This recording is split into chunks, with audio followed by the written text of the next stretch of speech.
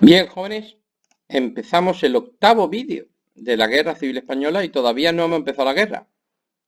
Cuidado, que todavía no hemos hablado de las batallitas y esas cosas. La guerra, todavía no hemos pegado un tiro, como el que dice.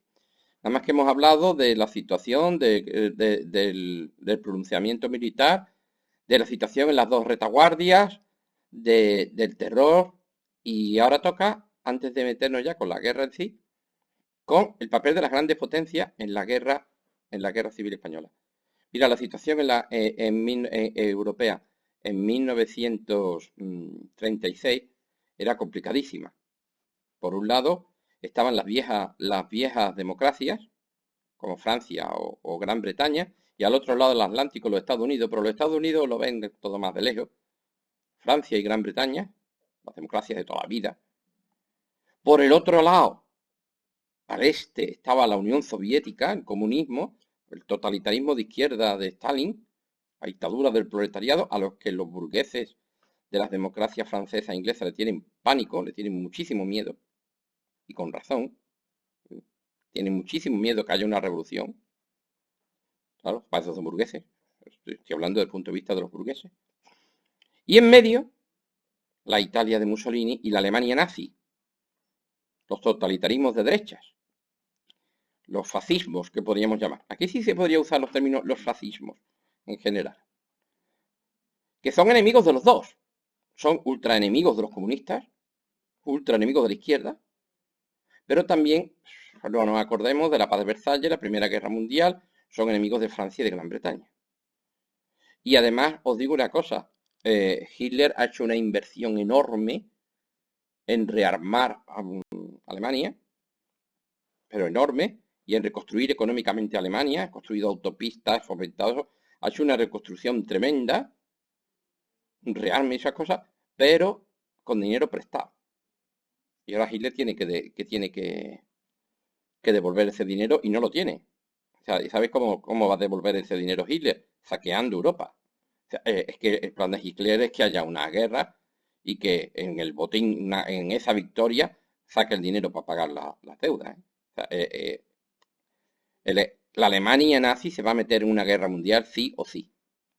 Eso lo sabe todo el mundo. Alemania se está rearmando hasta los dientes y va a haber una guerra. Sí o sí. La pregunta que se hacía todo el mundo es, ¿para dónde va a ir esa guerra? ¿Para dónde va a ir la Alemania nazi? ¿Se va a acordar de la paz de Versalles, de las humillaciones de la Primera Guerra Mundial y va a atacar Francia? ¿O va a buscar su espacio vital, ¿no? Su Lebensraum, y va a atacar a su archienemiga, la Unión Soviética? Pero una cosa o la otra, evidentemente los soviéticos lo que querían es que los nazis atacaran a Europa. Y los eurofranceses y los ingleses lo que querían que los nazis se fueran contra los soviéticos. Y en este conflicto tan tremendo que se ve venir una guerra terrible, estalla la guerra de España. Y la guerra de España, todo el mundo lo que temía es que fuera el detonante para la Segunda Guerra Mundial. Y eso se va a discutir en la Sociedad de Naciones. ¿Qué era la Sociedad de Naciones?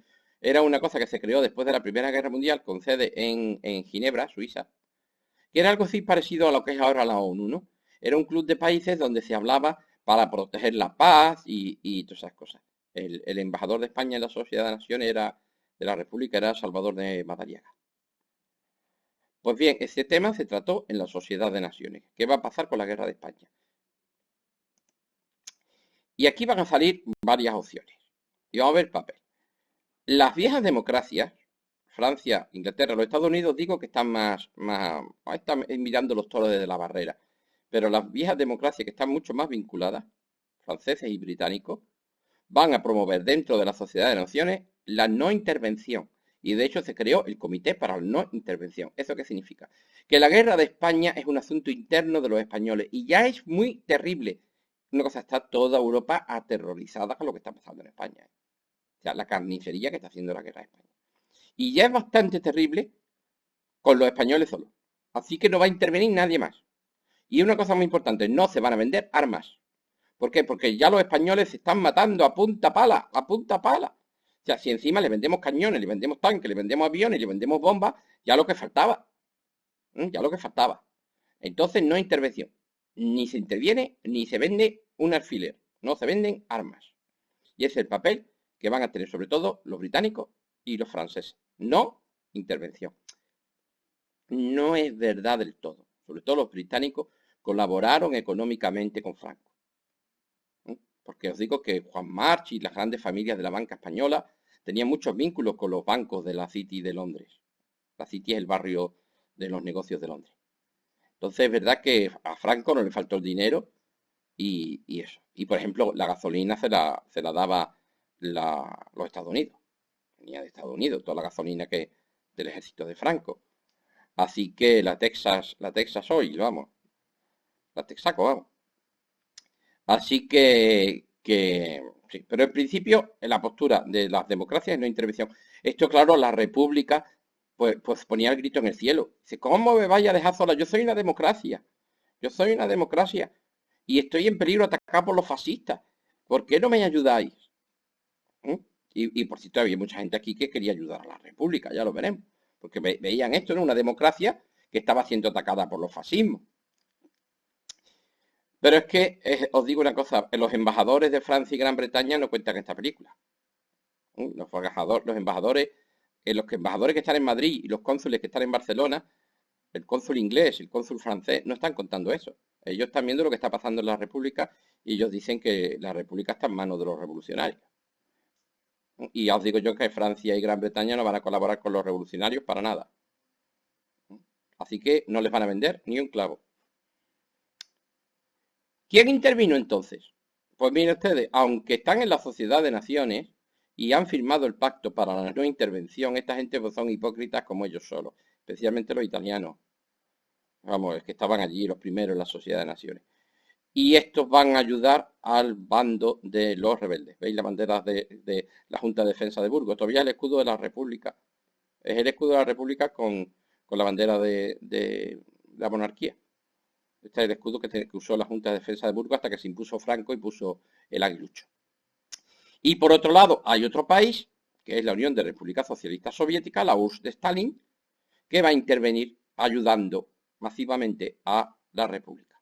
Entonces, los italianos y los nazis, los fascistas y los nazis, Mussolini y Hitler, van a ayudar masivamente a los de Franco, a los rebeldes, a los nacionales, y la Unión Soviética de Stalin va a ayudar masivamente a la República. Es decir, van a intervenir pues lo peorcito de cada casa. Lo peorcito de cada casa. Y estos van a venir aquí a traer más dolor y más muerte y más horror a la guerra de España. Gracias, ¿eh? Gracias que os enrollasteis un montón. Vamos uno por uno. Italia. Aquí está Benito Mussolini, dictador de la Italia fascista. ¿Qué es lo que quiere Mussolini de la guerra de España? Pues quiere propaganda. Él tiene una idea de que él quiere que Italia vuelva a ser un imperio y quiere recuperar el Mare Nostrum, el Mediterráneo, y ser la gran potencia hegemónica del Mediterráneo, y que su ejército es invencible porque está luchando allí en Abisinia, en Etiopía, y todas esas cosas, y quiere mucha propaganda. Y de camino, pues si consiguen alguna base militar en las Islas Baleares y esas cosas, pues también.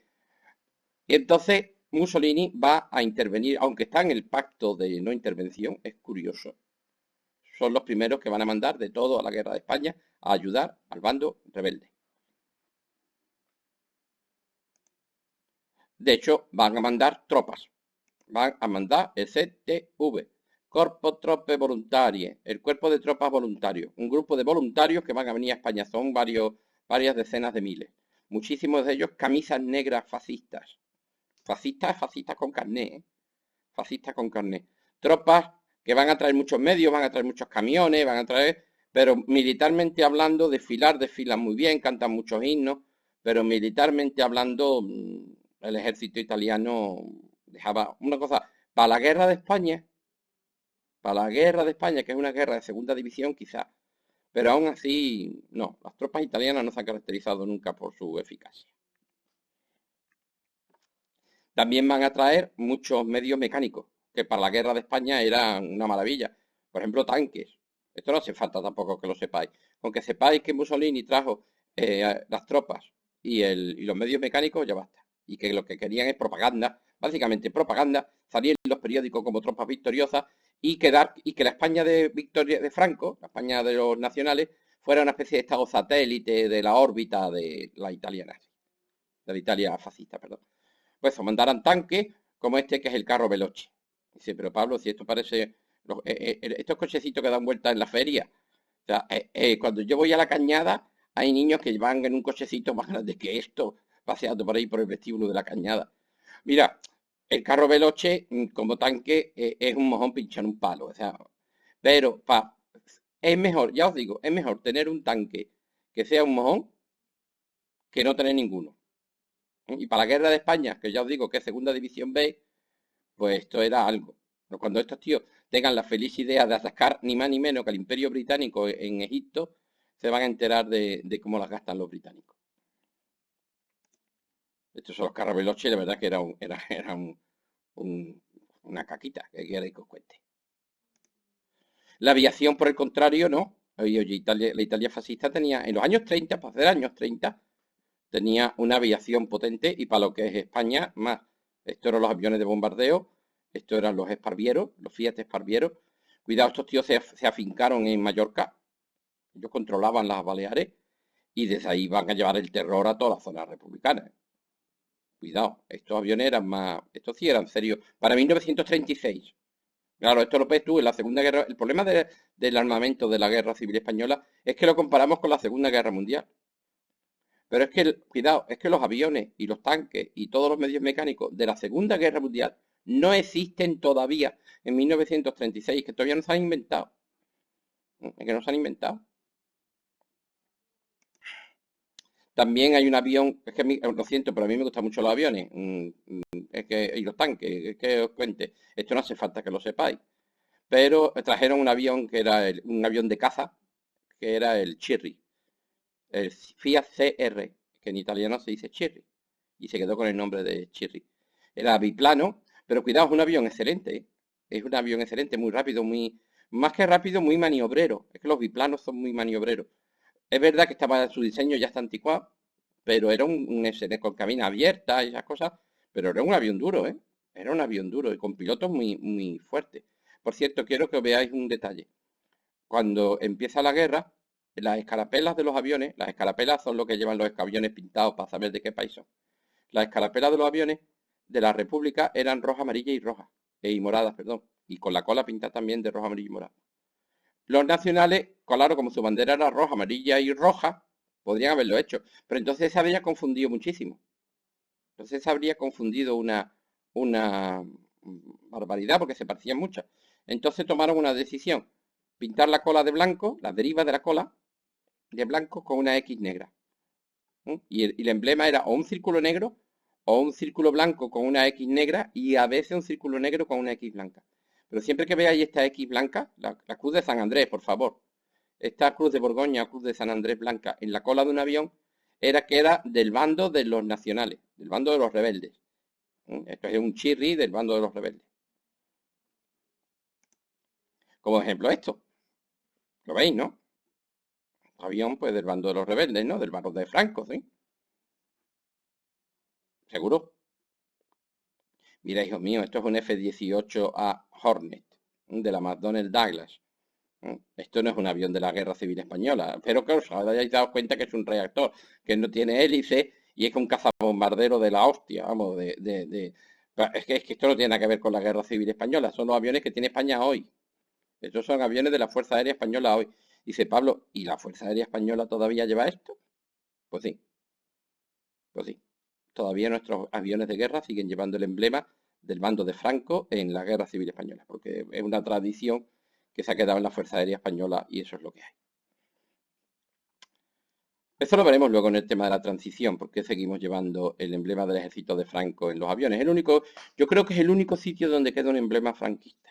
Y ahí está en uso, ¿eh? Todos los aviones de guerra españoles llevan. Ahora se les pone en la Guerra Civil Española, lo pintaban ahí a lo bestia, y ahora es un cuadradito de nada. Pero ahí está. Veis, aquí tenéis Chirri, del bando de Franco, de los nacionales, de los rebeldes, y veis, las X, a veces son X, a veces son círculos negros, pero sobre todo miradles la cola. En la cola es donde mejor se les distingue. Os digo que eran aviones de diseño un poquito antiguos ya, porque eran biplanos, para los años 30, aunque había muchos aviones biplanos en los años 30. Pero muy bueno, ¿eh? Los cherry eran buenos. ¿Y qué quiere Hitler? ¿Qué quiere la Alemania nazi y qué quiere Hitler? A ver, mientras que Mussolini quiere crear una especie de imperio en el Mare Nostrum, en el Mediterráneo, ¿no? Y por eso le interesa mucho llevar a su órbita a la España que venga, a la España rebelde, ¿no? A la España nacional. Y, y si consigue bases militares en Mallorca. Pero Mussolini tiene una pugna con los franceses. Los franceses son los que no le dejan expandirse. Hitler, estratégicamente hablando, intereses en España no tiene ninguno. Pero ninguno. En todo Mein Kampf no, yo no creo que no cita España. Es que no, es que España, lo que le interesará a Hitler es España. Le importa un cuerno quemado a España. Así de claro. Hitler lo que está pendiente es de Rusia. El Lebensraum, el espacio vital. Y de la paz de Versalles con los franceses y esas cosas. A Hitler la guerra de España ni le va ni le viene. Pero va a intervenir. ¿Qué quiere Hitler? Pues quiere varias cosas. Bueno, primero lo que quiere es cuidado. Hay un material que se está ahí sacando, que es el aluminio. Acaban de inventarse el aluminio. Y mira por dónde Alemania no tiene, ¿cómo se llama? Bauxita, antracita. ¿De dónde se saca el aluminio? Ustedes que son de ciencia lo sabrán, ¿no? Es la bauxita, ¿no? Pues bien, no tienen. Pues mira por dónde Galicia está llena. Entonces Franco, personalmente, le promete, cuando él ya llega, se impone como generalísimo y todas esas cosas, le promete a Hitler que le va a vender toda la bauxita para que los alemanes hagan el aluminio que quieran. El aluminio tiene una importancia militar fundamental. Para todo. Para todo. En la Segunda Guerra Mundial el aluminio fue importantísimo. Y, y de hecho se creó la compañía Montana, que llevaba trenes y trenes y trenes de aluminio para la Alemania nazi. ¿Qué va a mandar Hitler? Pues Hitler, una cosa, Hitler también quiere otra cosa, ¿eh? Hitler quiere que en España haya una guerra gorda. ¿Por qué? Porque Hitler en este momento se está dedicando a reventar la paz de Versalles. Se ha quedado con Austria, ha hecho el Anschluss, luego se ha quedado con los Montes Sudetes, ya lo veremos, entonces luego irá por el pasillo de Danzig, y entonces lo que quiere es que en la otra punta, eso es todo Europa Oriental, ¿no? Que en la Europa Occidental, en España, lo más lejos posible de Alemania, haya una guerra muy gorda que llene los titulares de los periódicos. Por lo cual a Hitler que la guerra de España pues le viene muy bien. Y todo lo que pueda jorobar a los comunistas, pues mejor. Y además hay otra cosa, va a mandar la Legión Cóndor. Esta es la bandera, esto hay que saberlo de la Legión Cóndor. ¿Qué es la Legión Cóndor? Es una fuerza de aviación. Una fuerza de aviación que va a venir a apoyar al bando de los rebeldes. Casi al principio mandó aviones, pero la Legión Cóndor llegó en el 37. Aquí tenía la Legión Cóndor, los pilotos. Al principio eran aviones Heinkel bastante malos. Era una porquería de aviones. Estos no eran buenos. Sí que prestó, ya lo veremos, los aviones para el puente aéreo. Eso lo veremos ya cuando empecemos con la guerra en sí misma. Pero luego se enteró, como ya veremos dentro de un momento, en que van a venir los soviéticos. Y que los soviéticos están vendiendo material de guerra y están mandando material de guerra a la República. Material de guerra de primera fila. Material de guerra moderno. Y entonces a Hitler se le cambian los planes. ¿Por qué? Porque lo que quiere es probar sus armas. Él se va a meter en una guerra mundial con armas nuevas que no han sido probadas. Y sobre todo que su gracia está en probarlas contra las armas soviéticas. Y entonces cuando se entera de que hay aviones soviéticos en España, él manda aviones. Entonces en esta Legión Cóndor, que en principio iban a ser aviones bastante regulares, va a cambiar de opinión y va a mandar aviones modernos. A probarlos en la guerra de España, como estos bombarderos, esto es un Pedro, o el Messerschmitt 109. Este avión, cuidado, esto era lo mejorcito que tenían los alemanes. Esto es lo mejorcito que había en el mundo en aviones en 1936. Cabina cerrada, tren de aterrizaje retráctil, lo diseñaron como avión de carreras. Veis que de la escuadrilla sombrero de copa de la España de España rebelde, de los franquistas. Veis la cruz de San Andrés. ¿Por qué los traen? Porque quieren probarlos. Y quieren probarlos luchando contra los aviones rusos. Por lo cual los pilotos de la Legión Cóndor lo que vienen es a conseguir en España instrucción de combate en primera fila. O sea, es una especie de práctica. Es un Erasmus. Entonces estos tíos van a venir a España a aprender a matar gente en directo, a costa de las vidas de los españoles. Me voy a reservar mi opinión sobre la Legión Cóndor, y lo que podrían haber hecho con sus aviones y con sus bombas y dónde se las podían haber metido, porque esto es un vídeo y son ustedes menores de edad y no está bonito que yo diga barbaridades de que vengan unos señores, iba a decir otra cosa, a matar españoles para entrenarse. Gracias, ¿eh? El que los invitó a venir también, gracias Francisco, Francisco Franco, tuviste una idea estupenda invitando a venir a estos asesinos a España, ¿eh? Gracias. Un detalle. Te lo agradeceremos los españoles eternamente. También trajeron, una cosa, están probando aviones y trajeron el alto secreto de la Luftwaffe. La Luftwaffe es la Fuerza Aérea Alemana. Y trajeron el Junker Ju-87 Stuka, bombardero en picado. Esto va a ser la pesadilla de los primeros años de la Guerra Mundial. Esto va a ser la pesadilla de los polacos y la pesadilla de los franceses. Un avión de bombardero en picado. Nada más que vinieron 7 a España. Y era alto secreto y los pilotos tenían rigurosamente prohibido que los derribaran sobre territorio republicano. Lo último que querían es que los republicanos se hicieran con un Stuka y evidentemente si lo tenían los republicanos lo tenían los soviéticos. Entonces estos van a venir y por cierto hay algunos bombardeos, algunos pueblos que no entendemos. Aquí tenemos una escuadrilla de Stuka de los de Franco, de los nacionales, los rebeldes. Hay algunos bombardeos de pueblos, esto es un bombardeo en picado, una cosa muy larga, que no entendemos, porque eran pueblos que no eran de valor estratégico ninguno. De pronto en un pueblo llegaban los Stuka, bimba, bimba, bimba, bimba, y se hinchaban de bombardear. Por cierto, eran pueblos que estaban muy cerca del frente y luego al poco tiempo eran ocupados por los nacionales. Y dice, ¿y esto por qué lo están haciendo? Porque están matando gente en un pueblo perdido de la mano de Dios que no tiene ningún interés militar. Porque están ensayando con los aviones. Están ensayando la precisión de las bombas. Y entonces luego, cuando entraban, comprobaban si habían acertado o no habían acertado. Hijos de mala madre. O sea, están haciendo un auténtico taller de entrenamiento, un Erasmus de la puñetera muerte. Pues gracias, ¿eh? Porque la verdad que estas cosas... Os he dicho que al principio del tema que los historiadores tienen que ser neutrales y no meterse en cosas y esas de eso, ¿sí? Pues eso. Pero vamos, que los otros también tenían 3 pesadas. Ya veremos a los soviéticos el regalito que nos va a dejar. No, si vamos a llamar lo mejor de cada casa, ¿eh? Vamos a llamar lo mejorcito de cada casa. Como no teníamos bastante los españoles matándonos nosotros solos, ¿eh? Vamos a llamar a los nazis, a los fascistas y a la NKVD soviética, que es ya lo que nos faltaba. Vamos, nada más que falta que lleguen los Star Troopers del Imperio Galáctico y ya los tenemos todos.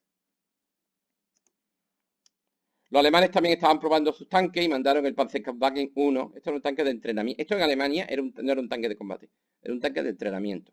Aquí es donde aprendían los tanquistas alemanes a manejar tanques. Porque esto además que tiene ametralladoras. En la guerra de España era un tanque-tanque. Porque claro, esto es en España es segunda división B. Le llamaban el negrillo, porque iban de gris oscuro. Cuidado, la Legión Cóndor es una unidad militar muy seria, ¿eh?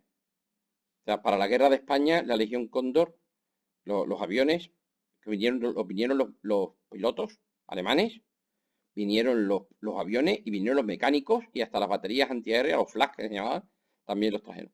Cuidado que para la guerra de España es una fuerza muy, muy, muy potente, pero pequeña, ¿eh? Pequeña, relativamente pequeña, relativamente pequeña. Esto es un negrillo, eran tanques, los tanques de los años 30 eran bastante pequeños.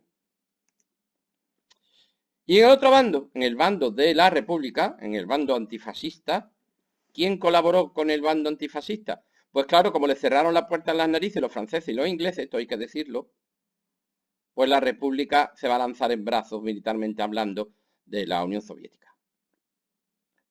Hasta el punto que gana Stalin con todo esto. Este es Stalin y su Comintern. ¿Qué gana Stalin con todo esto? Pues mira, Stalin gana un montón de cosas. La primera cosa que va a ganar Stalin es oro. Las reservas de oro del Banco de España serán trasladadas a la Unión Soviética para que sirvan de pago de todo el material que van a mandar los soviéticos. Por lo cual, todo el oro, y digo todo el oro que había en el Banco de España, ¿acordáis del oro del Banco de España? Pues va a terminar embarcado y al puerto de Odessa, me parece que llegó, y a la Unión Soviética. Es lo que luego la propaganda franquista llamará el oro de Moscú. El oro de Moscú y cómo los rojos expoliaron el oro de España, patatín, patatán, y cómo Stalin robó el oro de España. Pues bien, nos lo vamos a gastar en traer tanques, en traer aviones y en traer a la NKVD. Eso es lo primero que gana Stalin. Lo segundo que gana Stalin, pues ya el Partido Comunista se va a hacer fortísimo en España, porque el Partido Comunista es el que controla el grifo de la ayuda militar. Entonces es verdad que estos comunistas van a controlar la república. Cuidado, Stalin da la orden. Y aquí una cosa, el papel de los comunistas es muy ambiguo porque quieren dos cosas contrarias. Por un lado, evidentemente a Stalin le interesa que España, la nueva república que nazca después de la guerra, sea un país satélite de la Unión Soviética y que tenga el máximo control soviético y comunista allí, por supuesto. Pero, Stalin no quiere bajo ningún concepto alarmar a los franceses y a los británicos. Sobre todo a los franceses. Porque si los franceses ven estallar una revolución comunista al sur de los Pirineos, podría ocurrir, y eso es lo último que quiere Stalin, que prefirieran a los nazis. Y entonces que ayudaran y colaboraran con los nazis contra la Unión Soviética. O sea, él necesita que Francia sea enemiga de la Unión Soviética. Indispensablemente, y que Gran Bretaña sea enemiga de la Unión Soviética. Y una revolución comunista abierta en España podría ser muy perjudicial para los intereses de Stalin. Entonces Stalin, los comunistas en España son un quiero y no puedo. Lo estamos haciendo con el país, lo estamos controlando y es verdad que lo controlaron. Una cosa, el Partido Comunista se multiplicó por 10 en esta guerra. La influencia de los comunistas es enorme, están metidos en todos los órganos, en todos lados de la República, pero no quieren que haya una revolución comunista. Y dice, Pablo, entonces por eso era aquello de que los comunistas decían primero ganar la guerra y luego la revolución, a diferencia de lo que decía la FAI-CNT. Ahí vamos. La orden de Stalin es que no haya revolución en España. Y la orden de Stalin es que hay que mantener el gobierno republicano sí o sí. O sea, la apariencia de que España sigue siendo una democracia, la apariencia digo, solamente en la fachada. La fachada de que España es una república y que sigue siendo una democracia, hay que mantenerla sí o sí. Y serán los comunistas los que se encarguen de ello. Y serán los comunistas los que se encarguen de que las embajadas españolas, la bandera Condé, sea la bandera republicana. Y serán los comunistas los que se encarguen de que haya un gobierno republicano en España y que Azaña siga siendo presidente del gobierno de la República. Porque es orden directa de Stalin. Porque no podemos asustar. O sea, los comunistas podrán asumir el control de España hasta el límite en que empiece a asustarse el embajador británico y el embajador francés. Porque lo que no quiere Stalin, bajo ningún concepto, es que los franceses y los británicos se lancen en brazos de los nazis, se asusten y se hagan amigos de los nazis contra la Unión Soviética. Eso era la pesadilla. O sea, que los nazis fueran única y exclusivamente contra ellos, respaldados por franceses e ingleses. Que habría sido una guerra mundial totalmente distinta, una segunda guerra mundial totalmente distinta de la que vivimos. Bueno, yo no la viví, pero la que vimos, más que la que vivimos. Entonces es un papel doble. Primero el oro, y luego controlar, pero que no se note. Aún así se nota. O sea, aún así se nota. Tú podrías poner aquí las banderitas republicanas. Izquierda es un cartel de izquierda republicana, la de Azaña, banderitas republicanas y la imagen de la República. Pero este tío es Stalin. Y la presencia de los comunistas es asfixiante. Y no te digo nada cuando empiecen a llegar los agentes de la Checa. La Checa, la Comisión Especial Panrusa para la Contrarrevolución y el Sabotaje. Checa son las siglas de Comisión Especial. Era una sección de lo que acaban de crear la NKVD y dentro de la NKVD está la Checa. Y no me acuerdo cómo se llama la otra. Este es el emblema de los chequistas. Esto es lo más siniestro que se pueden ustedes imaginar. Estos son los servicios secretos soviéticos, la policía política soviética. Estos son los de la Plaza de la Lubyanka, el sitio más siniestro del mundo en aquel momento. Es la organización que dirige, como os dije, Laurentis Pavlovich Beria. Y estos son el grupo de asesinos más siniestros que se puede imaginar. O sea, esto lo creó Lenin, nada más que hacer la revolución, y lo primero que hicieron fue exterminar a los anarquistas de Petrogrado y de Moscú. Lo primero que hicieron fue matar a todos los anarquistas que había en Petrogrado y Moscú. O sea, del tirón. O sea, esta gente te matan 10.000 personas como lo más normal. Es que son la época de las purgas. O sea, es que una cosa, es que aquí está funcionando el Gulag, las cárceles soviéticas. Es que esto es terrible, ¿eh? Cuidado, esto es terrible. Esto es la cosa más siniestra que había en el mundo. Yo digo que estos tíos son expertos en tortura, ¿eh? Auténticos expertos en tortura y en los métodos más siniestros que os podáis imaginar.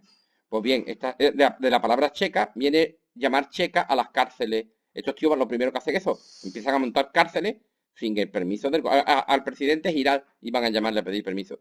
Y arrestan a los que quieran, torturan a los que quieran, encarcelan a los que quieran, sin pedirle permiso a nadie. También estos asesores de la Checa, de la NKVD, también van a asesorar al gobierno de la República en la guerra. Por ejemplo, cuando tú comparas los planes militares de la República, se parecen mucho a muchos planes militares soviéticos de la Segunda Guerra Mundial. Y el ejército que luego montará la República, ya lo veremos, el ejército popular, es un calco del ejército soviético. O sea, estos tíos van a tener una influencia realmente asfixiante dentro de la República. Y una cosa, esto es la primera división de los asesinos, ¿eh? O sea, estos son asesinos de primera división. Esto, si me preguntas qué institución es más siniestra, si las checas o las Gestapo puede que tuviera hasta más mala leche, pero las checas funcionaban muchísimo mejor. Y la NKVD, las checas está dentro de la NKVD. Esta gente son muchísimo más efectivos. En el fondo las Gestapo eran unos chapuzas. Malos como la muerte, pero unos chapuzas. Estos son malos como la muerte y terriblemente efectivos. Y también van a traer, con ese oro que hemos pagado, pues van a traer pues, material bélico de primera calidad. Material bélico de primera calidad, que lo estaban fabricando para usar contra los japoneses. Es una larguísima historia. Todavía no ha sido la batalla de Khalkhin Bol, pero ellos tenían unas guerras con los japoneses en Manchuria. Ahí no me voy a meter, pero la verdad que es un tema apasionante. Material de primera calidad. Aviones increíbles, ¿eh? Aviones increíbles. Hay dos, el Polikarpov I-15, el chato, y sobre todo el Polikarpov I-16, al que los republicanos llamaban mosca. Llamaban mosca porque cuando venían envueltos en las cajas así con letras cirílicas, en los bultos que eran, ponía mosca, mosca. Mosca no es verdad, es con letras cirílicas como se escribe Moscú. Y como ponía mosca, pues le llamaban el mosca. Y además que le pega porque es un avión así achaparrado y esas cosas. Esto es un chirri, mira por dónde. Este es el Museo del Aire de Cuatro Vientos, que es donde yo tendría que estar dando esta clase, en Madrid. Este mosca lo encontraron tirado por ahí en una base de Rusia, la Gran Puñeta, lo compró el gobierno de España y lo hemos arreglado, lo hemos arreglado, funciona perfectamente, vuela de maravilla y lo pintaron con uno de los colores de las escuadrillas republicanas. Veis la bandera republicana en la cola y los colores republicanos. Este avión era extraordinario. Como veis, tren de aterrizaje retráctil. Este es el mismo mosca, este es otro mosca, vaya. Pero porque este es del 6 doble. Este era un avión extraordinario, muy potente. No, aquí podríamos hacer una disertación sobre la política de diseño de aviones de los nazis comparado con la de los soviéticos, pero bueno, no obviamente. Ni hace falta, una cosa, no hace falta que sepáis los nombres de los aviones ni de los tanques ni cosas de esas, por favor. Pero era extraordinario, muy bien armado, tiene las famosas ametralladoras rusas rápidas, la potencia de fuego de los moscas es tremenda, es muy chiquitito, pero muy maniobrero y sobre todo tiene lo que más llamaba la atención y lo que más odiaban sus enemigos era su trepada. La trepada es la capacidad de un avión de ir volando bajito, bajito, bajito y de pronto subir para arriba. Por eso ellos atacaban a los bombarderos cuando venían los bombardeos italianos y de la Legión Cóndor y de Franco. Ellos iban por abajo y les atacaban desde la barriga, la famosa trepada. Y como les salían desde abajo, los nacionales le llamaban ratas. Le llamaban ratas. Hay leyendas de que los moscas en la batalla de Madrid volaban por los túneles del metro y esas cosas. Un avión extraordinario, ¿eh? De lo mejorcito. Cabina ya cerrada, pero lo que pasa es que los malditos pilotos llamaban la cabina abierta porque les gustaba que le diera el aire en la cara. No había manera de que cerraran la cabina y tren de aterrizaje retráctil con una potencia en el motor tremenda, una trepada y una potencia de fuego maniobrero. Es una virguería de avión. Cuando Hitler se enteró de que a España habían venido los moscas, entonces cuando decide que hay que mandar a los Messerschmitt 109, porque él quiere que los Messerschmitt 109 luchen contra los moscas a ver qué pasa. El mosca es muy superior, por ejemplo, al Chirri italiano. Una cosa, cuando llegaran estos aviones, la República va a dominar los cielos, va a tener una superioridad aérea absoluta, porque estos aviones llegaron en octubre y la Legión Cóndor no llegó hasta la primavera. Entonces, durante meses, la República tiene una superioridad aérea absoluta en España. Esa imagen que tenemos de la República desarmada y pobrecitos que luchaban tirando, eso es un mito, ¿eh? La República estaba armada hasta los dientes, ¿eh? Esto es un bombardero, también tiene muy buenos bombarderos, esto es un Katiuska, de estos colores de la República. También van a bombardear muchísimo, ¿eh? No solo bombardearon los de Franco, que bombardearon mucho, también la República. Lo que pasa es que Franco se negaba a hacer propaganda victimista. Entonces, cuando había un bombardeo, es que casi no salía ni en la prensa. Por el contrario, la República, cada vez que la bombardeaba, lo que querían es que los franceses, darle pena a los franceses y los ingleses para que intervinieran. Y entonces hay mucha propaganda sobre los bombardeos de la República y ninguna, cero, sobre los bombardeos de la zona que hizo la República sobre la zona de los nacionales. Pero hubo uno terrible en Cabra, en provincia de Jaén, hubo uno terrible, ¿eh? Pero vamos, ya el bombardeo más terrible va a ser de Guernica, lo hizo la Legión Cóndor, con el ejército de Franco. Aquí tenéis los Katiuska. Evidentemente no hay pilotos españoles que sepan pilotar estos aviones. Así que cogieron a pilotos españoles, los llevaron a Rusia para que aprendieran a pilotar y luego los volvieron a traer con el tiempo. Pero al principio una cosa, todos los pilotos son rusos, ¿no? Todos los pilotos son voluntarios rusos, lo voluntario que puedes ser tú en la Unión Soviética de Stalin.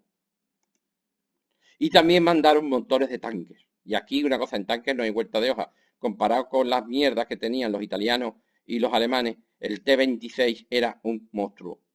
Esto era un monstruo, es una suspensión Vickers, la famosa suspensión Vickers, con cañón de 40 milímetros, cañón de 2 libras, cañón de 40 milímetros, una máquina. O sea, esto en la guerra de España, esto era un dinosaurio. O sea, esto es la pesadilla del ejército de Franco. Y llegaron por cientos, ¿eh? Se pusieron, inmediatamente se pensaban de cómo cargárselo. Por cierto, esto no hace falta que lo sepáis, pero la suspensión Vickers solamente tiene un defecto. Los rodillos de retorno. La cadena viene por aquí y da la vuelta y vuelve por aquí. Estos son los rodillos de retorno que eran de goma. Entonces, los legionarios y los regulares descubrieron una cosa que ya se había hecho en la guerra de África, una larga historia, que era que si le tirabas una botella de gasolina con un trapo ardiendo, la gasolina hacía arder los rodillos de retorno y entonces se salía la cadena y el tanque se quedaba bloqueado. Y entonces asaltaban el tanque como si fuera un castillo y lo conquistaban sin destruirlo. Sin destruirlo. Y entonces lo que hacían inmediatamente es ponerle rodillos de retorno nuevos, pintarlo con los colores del ejército de Franco.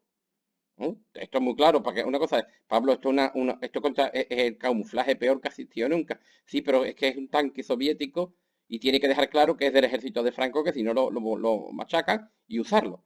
Y de hecho el ejército de Franco terminó usando estos tanques capturados. Fueron las principales armas del ejército de Franco durante muchos años. Franco en persona pagaba 500 pesetas por capturar un T-26. Por cierto, eso del bote de gasolina que se le lanza a los rodillos de retorno y termina ardiendo, pasó de la Guerra Civil Española a la Guerra de Invierno de los finlandeses contra los soviéticos que también estaban usando este tanque. Y los finlandeses le dieron el nombre del ministro de Asuntos Exteriores soviético, que se llamaba Molotov.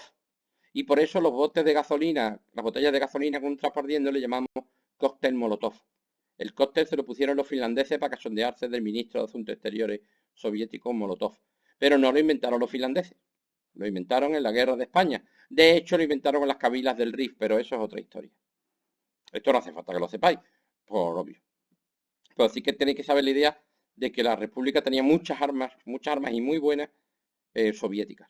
Hasta el punto que los nacionales lo que hacían es capturarlas y reutilizarlas. ¿Veis? Aquí tenéis una escuadra entera de tanques de Franco con las banderas pintadas porque son todos tanques rusos, capturados al enemigo.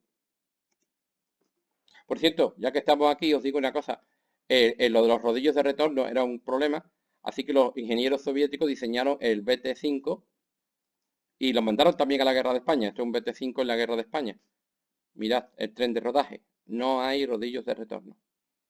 No hay rodillos de retorno. Y por cierto, la suspensión ya no es la Vickers, sino la de Walter Christie, por barras de torsión. Y además con el frente vamos, esto es un... Aquí hay, entre el T-26 y este hay un escalón tremendo. Este tren de rodaje es el del T-34. Por cierto, ya le puedes tirar todos los cócteles molotov que te dé la gana, que no le afecta, porque no tiene rodillos de retorno. La cadena vuelve sobre la misma rueda grande. Son los famosos tanques de ruedas grandes. Esto no había manera de capturarlo. De hecho, unidades de Franco, de estos tanques con los colores de Franco, son poquísimos. Porque es que no, había que destruirlos con un cañón de 75 milímetros. Eso es lo único que se les podía hacer, destruirlos, de un cañonazo. Estos no se podían capturar. Entonces, claro, con este armamento lo controla la Unión Soviética y esto hace que el Partido Comunista crezca en España tremendamente. Y de pronto el Partido Comunista está en todas las instituciones, más que el Partido Comunista es el que impide que haya una revolución anarquista en España. Si no es que habría habido una revolución anarquista, pero el Partido Comunista deja muy claro que no, que la revolución después. Pero la presencia de Stalin y en la Guerra Civil Española es asfixiante. Es asfixiante. Esto es la Puerta del Sol de Madrid. Además crearon la Asociación de Amigos de la Unión Soviética y esas cosas, sí. Eso. Esta es la portada de ABC, por favor. De la ABC que se hacía en Madrid, claro, no el que se hacía en Sevilla. Con el emblema de la Unión Soviética y tal y cual. Y esto es la Puerta de Alcalá de Madrid. Esto es la Puerta de Alcalá de Madrid, 1937. ¿No? Aniversario de la Revolución Rusa. ¿No? Sí, 20 años de la Revolución Rusa. El Litvinov, este es Stalin y este Klimen Voroshilov.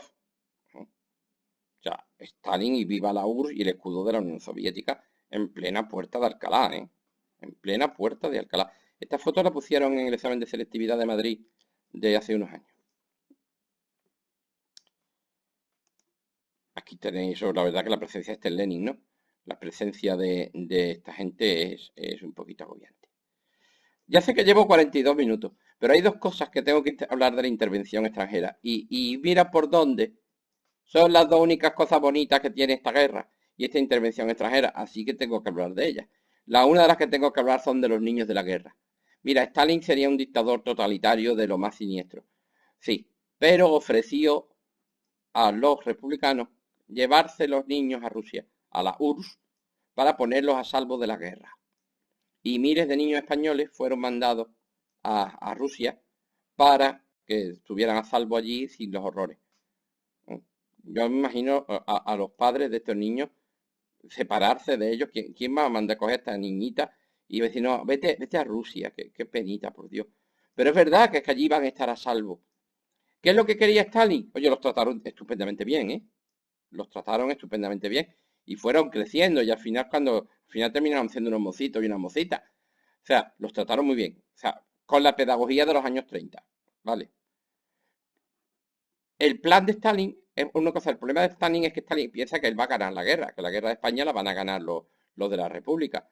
Y él quiere coger a estos niños, formarlos. El problema es que los comunistas de España son muy pocos y tienen una formación académica nula. Entonces él quiere una generación de comunistas duros con formación académica de primera. Y van a hacer estos niños. Estos niños se los llevaron a la Unión Soviética para educarlos como buenos comunistas, para que cuando España ganara la guerra, la República, mandarlos de vuelta y que estos niños fueran los futuros líderes de la Unión Soviética. Pero la guerra se perdió. La guerra se perdió. Entonces, ¿qué hicieron con ellos? Ya no eran tan niños, ya eran mocitos. Pues mira, a través de la Cruz Roja, los que sus padres pidieron que volviera, los mandaron. Y los devolvieron a España. O sea, si tu padre te llama y tu madre te llama, los mandaron a través de la Cruz Roja. Pero muchos no pidieron. A muchos no lo reclamaron. ¿Por qué? Hombre, porque primero muchos padres decir que yo mandé a mi niño a Moscú, es que me pueden fusilar por eso, cuidado. Y segundo, porque estaban muertos, o en el exilio, o en la cárcel. Entonces, ¿qué pasó con los niños que nadie pidió? Hombre, pues ya que se habían gastado un pastón en educarlos, pues se los quedaron. Como no es grande Rusia, pues se los quedaron y se hicieron rusos, rusos, se casaron con rusas y pues tuvieron allí sus niños, sus nietos y sus bisnietos. Y el problema es que estos pobres se van a chupar la Segunda Guerra Mundial enterita. Pero bueno, dentro de los horrores de la guerra, o sea, es verdad que las intenciones de Stalin dice, pero Pablo, es que Stalin lo que quería es que, mira, me da igual lo que quisiera Stalin. Es un hecho que ayudó a estos niños. Y es un hecho que fue algo bueno y bonito, coño. Se gastaron unos, perdón por el coño. Se gastaron una pasta, una pasta, oye, y es una cosa buena. Es una cosa buena. Aquí los tenéis, a estos niños en Rusia pasando más frío que a los angelitos que la más. Y hay otra cosa que dentro de la intervención extranjera de la Guerra Civil Española hay que hablar de ello aparte, que son las brigadas internacionales. A ver, las brigadas internacionales fueron creadas básicamente por la Comintern, por orden de Stalin, para llevar voluntarios a la guerra de España como un elemento más de propaganda. Se servía más como un elemento de propaganda que como un elemento de combate real. Para llevar voluntarios básicamente comunistas, pero también había algunos que no eran comunistas, pero básicamente comunistas, de Francia, de Gran Bretaña, de Estados Unidos, de los comunistas alemanes que habían escapado, comunistas italianos, comunistas húngaros, no sé qué, de todos los países del mundo, menos de Rusia. Estaba totalmente prohibido que fueran a las brigadas internacionales rusos, no podían ir los soviéticos, para luchar por la causa de la república, por la democracia y por la libertad y todas esas cosas. Y por eso esos voluntarios internacionales por la libertad, las brigadas internacionales. Cuidado cuando la palabra democracia y libertad en la boca de un comunista de la Comintern de los años 30, ¿eh? Que no, ellos venían a luchar por la justicia social y la mayor parte de ellos eran comunistas convencidos. Oye, que es perfectamente legítimo que vengas tú, si eres comunista convencido, a luchar por tus ideas. Y estos tíos, hay que reconocérselo, vinieron a luchar a España gratis, a dar su vida por lo que ellos pensaban que era justo. Y eso les honra. No, o sea, no di crímenes de guerra de las brigadas internacionales. En el caos que era la República, lucharon extraordinariamente bien. Lucharon extraordinariamente bien. Y la verdad que dentro de los horrores de la intervención extranjera, que lo único que mandaron fue tíos a hacer Erasmus de cómo matar gente, estos vinieron de verdad a ayudar en lo que ellos quisieron, en lo que ellos creían. Las brigadas internacionales. ¿Veis como la mayor parte de ellos eran comunistas? Vamos, esta bandera de la centuria inglesa antifascista, Tom Mann, pues evidentemente la mayor parte aplastante de ellos eran comunistas. Por cierto, tengo que decirles que ellos lucharon muy bien, pero que fueron tratados muy mal. ¿Por qué? Porque muchos eran comunistas idealistas, venían de Inglaterra, venían de Estados Unidos, y se van a encontrar con la checa, con la NKVD soviética. Y los van a tratar muy mal, muy, muy mal. De hecho, una de las pocas brigadas que se rebeló en la Guerra Civil Española fue la 13 Brigada Mixta de los internacionales, y por cierto, con bastante razón.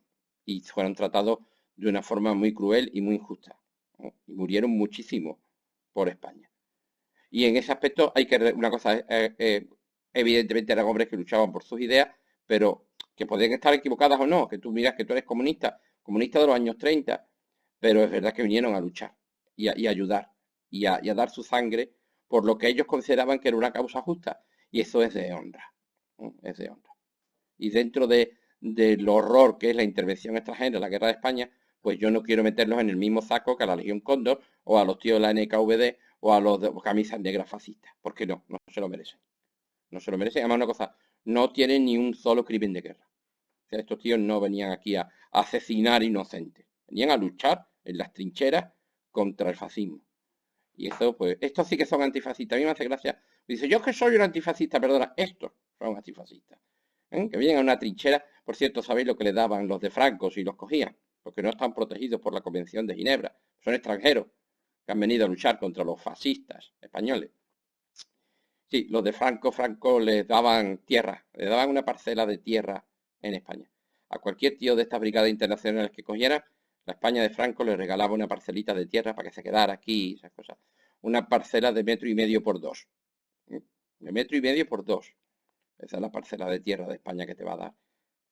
Y es la parcela ese es el premio que tuvieron muchísimos de ellos. Una tumba, vamos a decir, lo habéis pillado, que sois muy listos. Bueno, pues hay que reconocerle su mérito y me quito el sombrero yo ante las brigadas internacionales. Aquí tenéis una imagen de ellos y ya está bien que llevamos ya bastante rato.